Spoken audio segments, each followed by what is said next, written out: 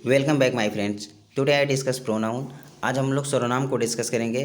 जैसे मैंने क्लास में भी आप लोग को पढ़ाया है सर्वनाम के बारे में, तो आज हम लोग उसी को एक बार रिवीजन करेंगे कि सर्वनाम क्या है, सर्वनाम की संख्या कितनी है और सर्वनाम के प्रकार कैसे हैं और सर्वनाम को पहचानेंगे कैसे। चलिए लेट न करते हुए शुरू करते हैं आज का ये टॉपिक। तो देखिए, मैंने इसको पीडीएफ फॉर्म में लिख लिया है, तो इससे आप लोग को पढ़ने में आसानी होगी और इसे आप लोग अच्छे से नोट्स बना लीजिएगा।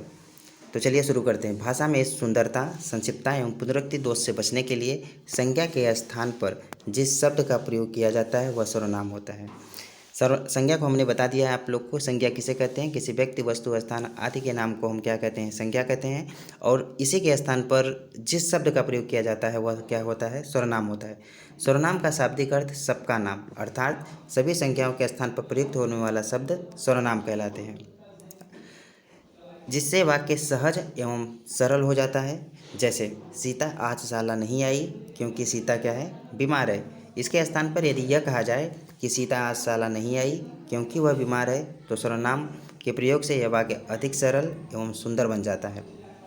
उदाहरण को फिर से समझिए। जैसे कह रहा है सीता आज शाला नहीं आई क्योंकि सीता बीमार है। देखिए, क्योंकि सीता बीमार है, सीता यहाँ पे है, एक सीता यहाँ पे है, दोनों हमने क्या बताया कि सर्वनाम का प्रयोग कहाँ करेंगे? संज्ञा के स्थान पर सर्वनाम का प्रयोग करेंगे। दो बार सीता है और इसका प्रयोग क्यों करते हैं? क्योंकि पुनरुक्ति से बचने के लिए और वाक्य को सुंदर और सहज बनाने के लिए प्रयोग करते हैं। इसके स्थान पर यदि यह कहा जाए कि सीता आज शाला नहीं आई क्योंकि वह बीमार है, देखिए सीता आज शाला नहीं आई क्योंकि वह बीमार है, यहाँ पे क्या है? सीता, और यहाँ पे हमने क्या प्रयोग किया? वह। सीता के स्थान पर हमने क्या प्रयोग किया? वह क्या है? सर्वनाम है। जो शब्द संज्ञा के स्थान पर प्रयोग होंगे उन्हें क्या क्या कहलाएंगे? सर्वनाम कहलाएंगे। तो आगे देख लीजिए, परिभाषा लिख लीजिए। संज्ञा के स्थान पर प्रयुक्त होने वाला शब्द सर्वनाम कहलाते हैं। जैसे मैं, तुम, वह, हम, आप, उसका आदि। सर्वनाम के भेद। सर्वनाम के कुल 6 भेद होते हैं। क्लास में भी मैंने लिखवाया है। सर्वनाम के 6 भेद होते हैं: पुरुषवाचक सर्वनाम, निश्चयवाचक सर्वनाम, अनिश्चयवाचक सर्वनाम, संबंधवाचक सर्वनाम, प्रश्नवाचक सर्वनाम और निजवाचक सर्वनाम। पुरुषवाचक सर्वनाम के आगे चल के 3 पार्ट्स हो जाते हैं, जिसमें हम उत्तम पुरुष, मध्यम पुरुष और अन्य पुरुष में पढ़ते हैं। उत्तम पुरुष में आता है मैं, हम, मध्यम पुरुष में आता है तुम, आप, और अन्य पुरुष में आता है वह, वे, जो, सो, उसका, कौन, क्या, किसे, स्वयं, स्वतः। देखिए, एक बात समझ लीजिए, सर्वनाम के भेद पढ़ने से पहले सर्वनाम की संख्या। सर्वनाम की संख्या कितनी होती है? देख लीजिए, सर्वनाम की संख्या कुल होती है 11। कितनी होती है? 11। सर्वनाम की संख्या 11 होती है। कौन कौन से? देख लीजिए, मैं, तू, आप, यह, वह, जो, सो, कोई, कुछ, कौन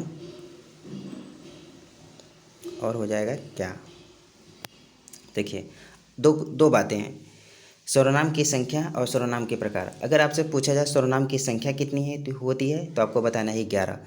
कौन कौन से? मैं, तू, आप, यह, वह, जो, सो, कोई, कुछ, कौन, क्या। और पूछा जाए सर्वनाम के प्रकार कितने होते हैं, तो बताना है सर्वनाम के 6 प्रकार होते हैं। कौन कौन से? पुरुषवाचक, निश्चयवाचक, अनिश्चयवाचक, संबंधवाचक, प्रश्नवाचक और निजवाचक। पुरुषवाचक सर्वनाम के पूछा जाए कितने प्रकार होते हैं, तो बताना है पुरुषवाचक सर्वनाम के 3 प्रकार होते हैं: उत्तम पुरुष, मध्यम पुरुष और अन्य पुरुष। उत्तम पुरुष में आ जाएगा मैं, हम, मध्यम पुरुष में तुम, आप और अन्य पुरुष में वह, वे। यही जो 11 सर्वनाम है ये 6 प्रकारों में डिवाइड होंगे। चलिए एक एक प्रकार को हम लोग पढ़ते हैं और इसको अच्छे से समझते हैं। देखिए, पहला है पुरुषवाचक सर्वनाम। जिन सर्वनामों का प्रयोग कहने वाले, सुनने वाले या जिसके विषय में कहा जाए उसके स्थान पर प्रयोग किया जाता है तो उन्हें पुरुषवाचक सर्वनाम कहते हैं।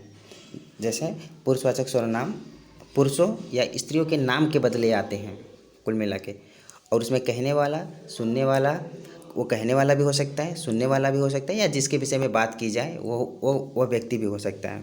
ठीक है। पुरुषवाचक सर्वनाम के 3 प्रकार होते हैं। पहला देख लेते हैं कौन कौन सा है? उत्तम पुरुष। उत्तम पुरुष हो जाएगा बोलने वाला या लिखने वाला व्यक्ति। बोलने वाला या लिखने वाला व्यक्ति अपने लिए जिन सर्वनामों का प्रयोग करता है उत्तम पुरुष सर्वनाम कहलाते हैं। मैंने बताया ना, बोलने वाला या लिखने वाला, बोलने वाला या वक्ता जो वक्ता होता है वह क्या होता है, उत्तम पुरुष सर्वनाम होता है। जैसे मैं, हम सब, हम लोग, यह उत्तम पुरुष का उदाहरण है।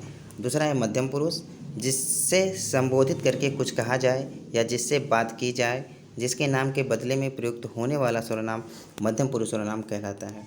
जैसे कहने का मतलब यह है, जिसके बारे में कुछ लिखा जाए या जिसके बारे में कुछ कहा जाए, उसे क्या कहते हैं, मध्यम पुरुष सर्वनाम। वो उदाहरण कौन सा हो जाएगा, तुम, तू, आप लोग और आप सब। ये उदाहरण क्या है, मध्यम पुरुष उदाहरण है। अगला है अन्य पुरुष, जिसके बारे में बात की जाए या कुछ लिखा जाए, जिसके नाम के बदले प्रयुक्त होने वाला सर्वनाम अन्य पुरुष कहलाता है। जैसे जिसके बारे में कहा जाए या जिसके बारे में लिखा जाए, वह क्या कहलाएगा, अन्य पुरुष सर्वनाम कहलाएगा। जैसे वे लोग, ये, यह, आप। आई बात समझ में। पुरुषवाचक सर्वनाम, पुरुषवाचक सर्वनाम बेसिकली पुरुषों या स्त्रियों के बदले में प्रयोग किए जाते हैं। इसमें इसके 3 पार्ट्स हैं पुरुषवाचक सर्वनाम के। उत्तम पुरुष, उत्तम पुरुष बेसिकली क्या होता है, लेखक या वक्ता होता है। लेखक या वक्ता मतलब लिखने वाला या बोलने वाला होता है। जैसे मैं, हम सब। और इसके बाद क्या है, मध्यम पुरुष सर्वनाम। मध्यम पुरुष क्या होता है, पाठक या श्रोता, मतलब जो हमने लिखा उसको वो पढ़ेगा या तो वो जो हम बोले उसको वो क्या करेगा, वो सुनेगा। जैसे तुम, तू, तुम और आप या तुम सब क्या हो जाएंगे, मध्यम पुरुष सर्वनाम। अब अगला आता है अन्य पुरुष सर्वनाम। अन्य पुरुष सर्वनाम जिसके बारे में बात की जाए या कुछ लिखा जाए, जिसके बारे में कुछ बात की जाए या जिसके बारे में कुछ लिखा जाए, उसके नाम के बदले जो प्रयोग होता है वह क्या कहलाता है, अन्य पुरुष वह कहलाते हैं। जैसे यह, ये, वह, वे या वे लोग, ये सब क्या कहलाएंगे, अन्य पुरुष सर्वनाम कहलाएंगे। उसके बाद आता है निश्चयवाचक सर्वनाम। निश्चयवाचक सर्वनाम जो सर्वनाम, देखिए निश्चयवाचक सर्वनाम को देखते हैं। निश्चयवाचक सर्वनाम जो सर्वनाम निकटस्थ या दूरस्थ व्यक्ति या पदार्थ की ओर निश्चित संकेत करते हैं, उन्हें निश्चितवाचक सर्वनाम कहते हैं। ध्यान से सुन लीजिएगा, जिस सर्वनाम से वक्ता के पास दूर की वस्तु की निश्चितता का बोध हो, निश्चितता आप समझ रहे हैं ना, निश्चितता का बोध हो, वह क्या कहलाएंगे, निश्चयवाचक सर्वनाम कहलाएंगे। इसके 2 प्रयोग होते हैं, कौन कौन से, इसके 2 प्रयोग हैं। निकट की वस्तु के लिए यह, ये, और दूर की वस्तु के लिए वह और वे। वह और वे दूर की वस्तु के लिए प्रयोग होता है और निकट की वस्तु के लिए यह और ये। उदाहरण में जैसे देख लेते हैं, इसका उदाहरण देख लेते हैं। जैसे में उदाहरण समझ लीजिए कि जैसे यह कोई नया काम नहीं है।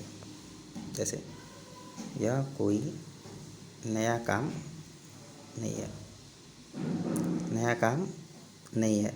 देखिए यह कोई नया काम नहीं है मतलब यह पास की वस्तु के लिए प्रयोग किया जा रहा है, यह कि यह कोई नया काम नहीं है मतलब यह निश्चित है।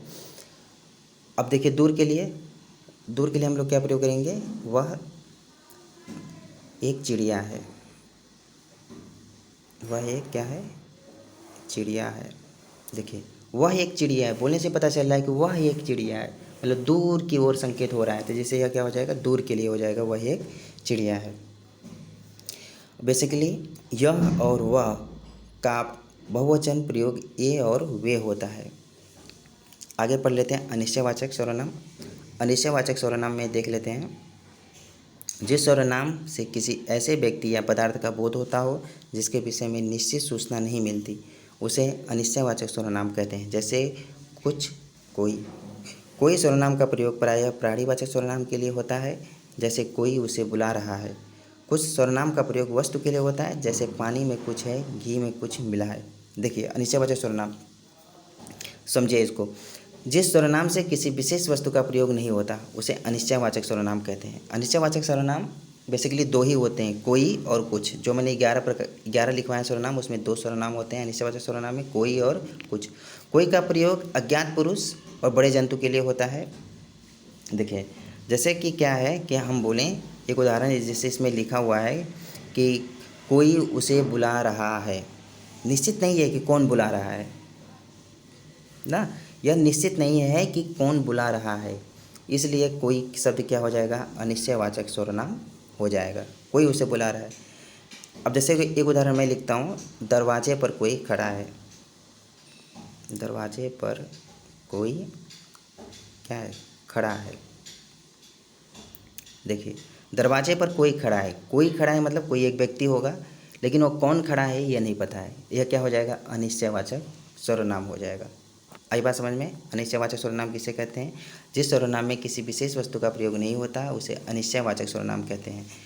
जिस सर्वनाम में ऐसे व्यक्ति या पदार्थ का बोध होता है जिसके विषय में निश्चित सूचना नहीं मिलती उसे क्या कहते हैं? अनिश्चयवाचक सर्वनाम कहते हैं। जिसके बारे में कोई निश्चित सूचना नहीं है, जैसे कोई, कुछ, दो ही व्यक्ति हैं, कोई और कुछ। कोई सर्वनाम का प्रयोग प्रायः किसके लिए होता है? प्राणीवाचक सर्वनाम के लिए होता है, मतलब व्यक्ति के लिए प्रयोग किया जाता है, जैसे कोई उसे बुला रहा है। कुछ सर्वनाम का प्रयोग किसके लिए प्रयोग होता है? वस्तु के लिए। देखिए, कुछ का प्रयोग किसके लिए करेंगे हम लोग? कुछ का प्रयोग वस्तु के लिए प्रयोग होता है, जैसे पानी में कुछ है, पानी में कुछ है, कुछ तो है लेकिन क्या है वो पता नहीं है। घी में कुछ मिला है, मिलावटी है, कि क्या मिला है वो नहीं पता है, तो कुछ क्या हो जाएगा? यहाँ पे कुछ क्या हो जाएगा? अनिश्चयवाचक सर्वनाम हो जाएगा। और यहाँ पे कोई क्या हो जाएगा? अनिश्चयवाचक सर्वनाम हो जाएंगे। आई बात समझ में?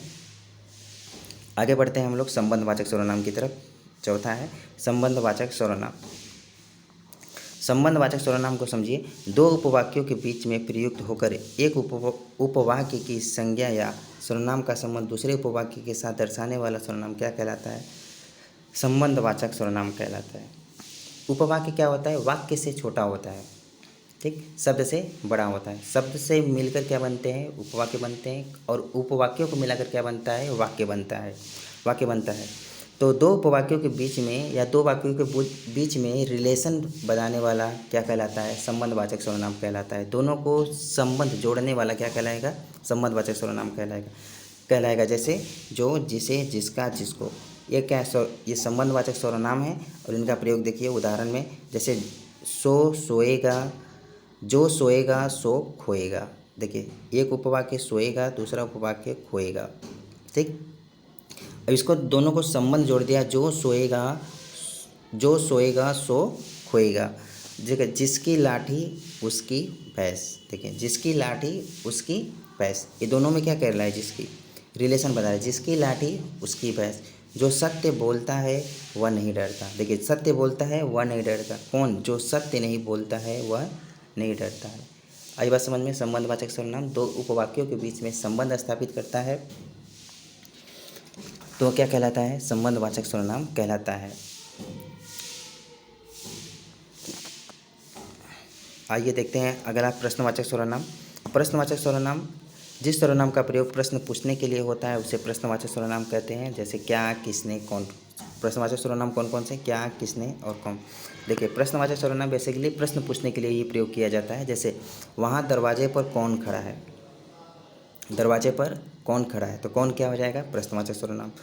कल तुम किससे बात कर रहे थे, किससे क्या हो जाएगा? प्रश्नवाचक सर्वनाम। आज तुम्हें क्या चाहिए, क्या हो जाएगा? प्रश्नवाचक सर्वनाम। आई बात समझ में? प्रश्नवाचक सर्वनाम क्या होता है? बेसिकली प्रश्न पूछने के लिए जिन शब्दों का प्रयोग किया जाता है वो प्रश्नवाचक सर्वनाम कहते हैं। प्रश्नवाचक सर्वनाम कौन कौन से हैं? क्या, किससे और कौन। उदाहरण देख लिया, वहाँ दरवाजे पर कौन खड़ा है, तो कौन क्या हो जाएगा? प्रश्नवाचक सर्वनाम। कल तुम किससे बात कर रहे थे, तो ये क्या हो जाएगा? किससे क्या हो जाएगा?